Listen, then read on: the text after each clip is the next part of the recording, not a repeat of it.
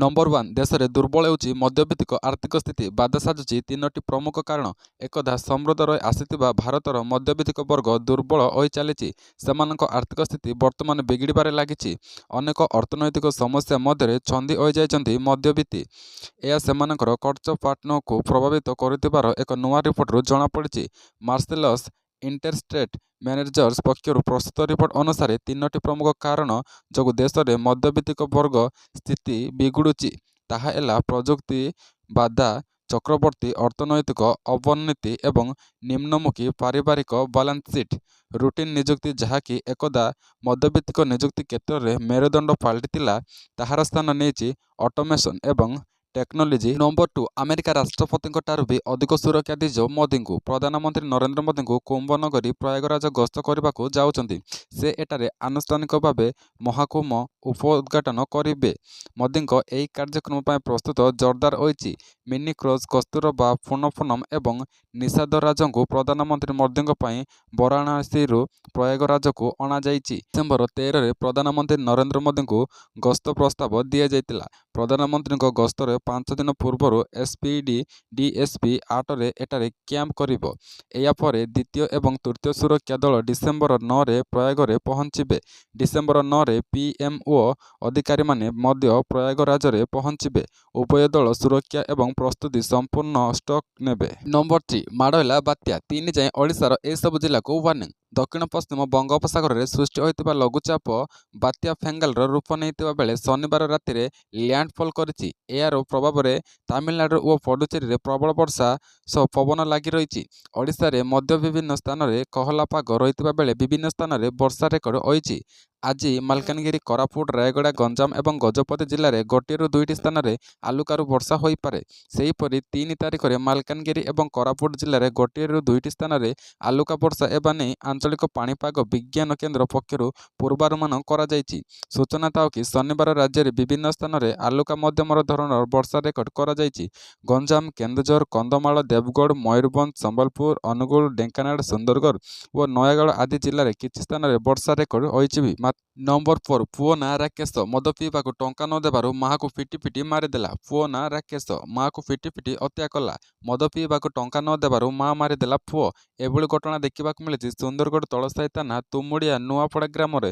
ସୂଚନା ଅନୁଯାୟୀ ନୂଆପଡ଼ା ଗ୍ରାମରେ ସବିତା ଲିକ୍ରେରାଙ୍କ ପୁଅ ବିଷ୍ମ ଲାକ୍ରେରା ମାଆ ସବିତାଙ୍କୁ ମଦ ପିଇବାକୁ ଟଙ୍କା ମାଗିଥିଲେ ବିଷ୍ମ। ହେଲେ ସବିତା ଟଙ୍କା ଦେବାକୁ ମନା କରିଦେଇଥିଲେ, ଯାହାଫଳରେ ବିଷ୍ମ ଠେଙ୍ଗାରେ ପିଟି ପିଟି ହତ୍ୟା କରିଛି। ତେବେ ବିଷ୍ମକୁ ପୋଲିସ ଗିରଫ କରିବା ସହ ଘଟଣାର ତଦନ୍ତ କରୁଛି। ନମ୍ବର 5 ଜାଣିପାରିଲେନି ମା ବାପା, ଘରେ ଛୁଆ ଜନ୍ମ କଲେ 10ମ ଶ୍ରେଣୀ ଛାତ୍ରୀ। 10ମ ଶ୍ରେଣୀରେ ପଢ଼ୁଥିଲେ, ଆଉ 2 ମାସ ପରେ ଦେଇଥାନ୍ତେ ମାଟ୍ରିକ ପରୀକ୍ଷା। ତା ପୂର୍ବରୁ ମା ହୋଇଗଲେ 10ମ ଶ୍ରେଣୀରେ ପଢ଼ୁଥିବା ଜଣେ ଛାତ୍ରୀ। ହେଲେ ଏ ସମ୍ପର୍କରେ ମା ବାପା, ସ୍କୁଲରେ ଶିକ୍ଷକ ଶିକ୍ଷୟିତ୍ରୀ କେହି ଜାଣିପାରିଲେ ନାହିଁ। ଶୁକ୍ରବାର ରାତିରେ ଘରେ ପିଲା ଜନ୍ମ ହେଲା ପରେ ବାପା ମାଙ୍କର ଅକଲ ଗୁଡୁମ ହୋଇଯାଇଥିଲେ। ଛୁଆର ବାପା କିଏ ଖୋଜିଥିଲେ। ଏପରି ଘଟଣା ସମ୍ବଲପୁର ଜିଲ୍ଲାରେ ଘଟିଛି। ନାକଟି ଦେଉଳ ଥାନା ଅଞ୍ଚଳରେ ଏକ ହାଇସ୍କୁଲରେ 10ମ ଶ୍ରେଣୀରେ ପାଠ ପଢ଼ୁଥିବା ସୀମା। ସେ ପ୍ରତିଦିନ ସ୍କୁଲ ଯାଉଥିଲେ, ମନ ଦେଇ ପାଠ ପଢ଼ୁଥିଲେ, ଭଲ ପାଠ ମଧ୍ୟ ପଢ଼ୁଥିଲେ। ଆଉ କିଛି ଦିନ ପରେ ଦେଇଥାନ୍ତେ ମାଟ୍ରିକ ପରୀକ୍ଷା। ହେଲେ ତା ପୂର୍ବରୁ କସଡ଼ା ରାସ୍ତାରେ ଖସି ପଡ଼ିଲେ ସୀମା। ନମ୍ବର 6 ବଢ଼ିଲା ଏଲ୍ପିଜି ସିଲିଣ୍ଡର ଦର, କାଲିଠୁ ବଦଳିଲା ନିୟମ। ମାସର ଆରମ୍ଭରୁ ଗ୍ରାହକଙ୍କୁ ଝଟକା, କାଲିଠୁ ବଢ଼ିଲା ଏଲ୍ପିଜି ସିଲିଣ୍ଡର ଦାମ। ନୂଆ ମାସରୁ ନୂଆ ଦର। ସରକାରୀ ତୈଳ କମ୍ପାନୀଗୁଡ଼ିକ ପ୍ରତି ମାସରେ ପ୍ରଥମ ଦିନରେ ଏଲ୍ପିଜି ସିଲିଣ୍ଡରର ମୂଲ୍ୟ ସମୀକ୍ଷା କରନ୍ତି ଏବଂ ଏହା ଅଧୀନରେ ଭାରତୀୟ ତୈଳ ନିଗମ ଗ୍ୟାସର ମୂଲ୍ୟ ବୃଦ୍ଧି କରିଛି। ତେବେ 19 କିଲୋ ଏଲ୍ପିଜି ସିଲିଣ୍ଡରର ଦାମ ବୃଦ୍ଧି ପାଇଥିବା ବେଳେ 14.2 କିଲୋଗ୍ରାମର ବିଶିଷ୍ଟ ସିଲିଣ୍ଡର ଦରରେ କୌଣସି ପରିବର୍ତ୍ତନ ହୋଇନାହିଁ। କମର୍ସିଆଲ ସିଲିଣ୍ଡରରେ ବର୍ଦ୍ଧିତ ମୂଲ୍ୟ କାଲିଠାରୁ ଦେଶରେ ଲାଗୁ ହୋଇଛି। ତେବେ ଘରୋଇ ସିଲିଣ୍ଡରର ମୂଲ୍ୟ ସ୍ଥିର ରହିଛି। ଏଥିରେ କୌଣସି ପରିବର୍ତ୍ତନ ହୋଇନାହିଁ। ତୈଳ ମାର୍କେଟିଂ କମ୍ପାନୀଗୁଡ଼ିକର ୱେବସାଇଟ୍ ଅନୁଯାୟୀ ବାଣିଜ୍ୟିକ ସିଲିଣ୍ଡର ଦରରେ 16.50 ଟଙ୍କା ବୃଦ୍ଧି ପାଇଛି। ନମ୍ବର 7 ଆସନ୍ତା 2 ଦିନ ହାଲୁକା ବର୍ଷା ସମ୍ଭାବନା, 6 ତାରିଖ ଯାଏଁ କୋହଲା ପାଗ। ଆସନ୍ତା 2 ଦିନ ରାଜ୍ୟରେ ହାଲୁକା ବର୍ଷା ହେବ। ବଙ୍ଗୋପସାଗରରୁ ରାଜ୍ୟରେ ପବନ ବହୁଛି। ଉପକୂଳ ଓ ଆଭ୍ୟନ୍ତରୀଣ ଓଡ଼ିଶାରେ କାଁ ଭାଁ ବର୍ଷା ହୋଇପାରେ। ଦକ୍ଷିଣ ଓଡ଼ିଶାରେ ସ୍ୱଳ୍ପରୁ ମଧ୍ୟମ ପରିମାଣରେ ବର୍ଷାର ସମ୍ଭାବନା ଅଛି। ପାଣିପାଗ ବିଶେଷଜ୍ଞ ଏଭଳି ପୂର୍ବାନୁମାନ କରିଛି। ଆଞ୍ଚଳିକ ପାଣିପାଗ ବିଭାଗ କେନ୍ଦ୍ରରେ ପୂର୍ବାନୁମାନ କରିଛି ଉପକୂଳ ଓଡ଼ିଶା ସମେତ ମାଲକାନଗିରି, କୋରାପୁଟ, ରାୟଗଡ଼ା, ମୟୂରଭଞ୍ଜ ଓ କେନ୍ଦୁଝରରେ ସ୍ୱଳ୍ପରୁ ମଧ୍ୟମ ଧରଣର ବର୍ଷା ହୋଇପାରେ। ଆଜିଠୁ ମାଲକାନଗିରି, କୋରାପୁଟ, ନବରଙ୍ଗପୁର, ରାୟଗଡ଼ା, ଜଗତସିଂହପୁର, କେନ୍ଦ୍ରାପଡ଼ା, ଭଦ୍ରକ, ବାଲେଶ୍ୱର ଓ ମୟୂରଭଞ୍ଜ ଜିଲ୍ଲାରେ ସ୍ୱଳ୍ପରୁ ମଧ୍ୟମ ପରିମାଣରେ ବର୍ଷାର ସମ୍ଭାବନା ଅଛି। ଆସନ୍ତା 4 ଦିନ ଯାଏଁ ରାଜ୍ୟରେ ରାତିର ତାପମାତ୍ରା ଅପରିବର୍ତ୍ତିତ ରହିବ ବୋଲି ଆକଳନ କରାଯାଇଛି। ନମ୍ବର 9 ପରିବାର ପାଇଁ ଛାଡ଼ିଥିଲେ କ୍ରିକେଟ। ଭାଇଙ୍କୁ ଷ୍ଟାର କ୍ରିକେଟର କଲେ। ଏବେ ନିଜେ ପଡ଼ିଆକୁ ଓହ୍ଲାଇଲେ ଜୟସୱାଲଙ୍କ ବଡ଼ ଭାଇ। ଏ ଦୁନିଆରେ ଯାହାର ଭାଇ ନାହିଁ ତାହାର ସାହା ନାହିଁ। ଜୀବନରେ ଜଣେ ବଡ଼ ଭାଇ ତ୍ୟାଗ ସତରେ ଭାରି ମୂଲ୍ୟବାନ। ନିଜେ ଦାୟିତ୍ୱକୁ ତୁଲାଇବା ପାଇଁ ବଡ଼ ଭାଇ ତାର ସବୁ ସ୍ୱପ୍ନକୁ ବଦଳେଇ ଦେଇଥାଏ। ଯାହାର ଉଦାହରଣ ଦେଖିବାକୁ ମିଳିଛି କ୍ରିକେଟର ଯଶସ୍ୱୀ ଜୟସୱାଲ ଆଉ ତେଜସ୍ୱୀ ଜୟସୱାଲଙ୍କ କ୍ଷେତ୍ରରେ। ଦିନେ ପରିବାର ପାଇଁ ସେ ଛାଡ଼ି ଦେଇଥିଲେ କ୍ରିକେଟ। ଭାଇ ଭଉଣୀଙ୍କ ଭବିଷ୍ୟତ ପାଇଁ ନିଜ ସ୍ୱପ୍ନକୁ ତ୍ୟାଗ କରିଦେଇଥିଲେ।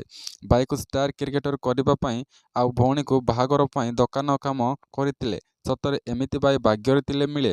ଭାଇ ଭଉଣୀଙ୍କ ସ୍ୱପ୍ନକୁ ପୂରା କରିବା ପାଇଁ ଏବେ ନିଜେ ନିଜ ସ୍ୱପ୍ନକୁ ପୂରଣ କରିବା ପାଇଁ ଆଗେଇ ଆସିଛନ୍ତି।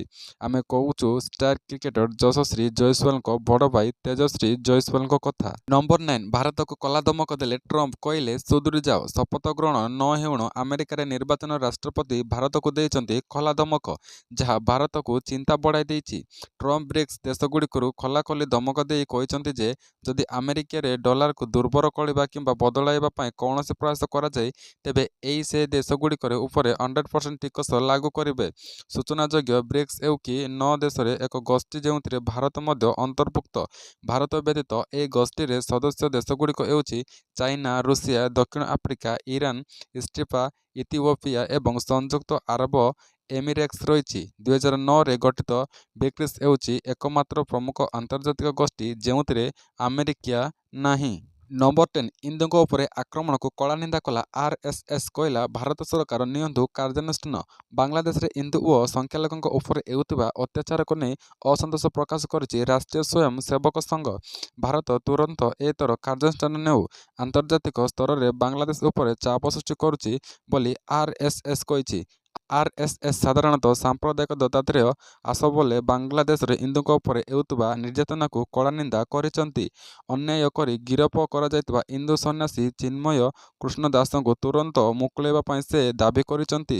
ମହମ୍ମଦ ୟୁନୁସଙ୍କ ନେତୃତ୍ୱରେ ବାଂଲାଦେଶରେ ଅନ୍ତରୀଣ ସରକାର ସଂଖ୍ୟାଲଘୁଙ୍କ ଉପରେ ହେଉଥିବା ଅତ୍ୟାଚାର ଉପରେ ତୀବ୍ର ଦୃଷ୍ଟି ସାଧିଛନ୍ତି ବୋଲି ଆସୋବଲ କହିଛନ୍ତି।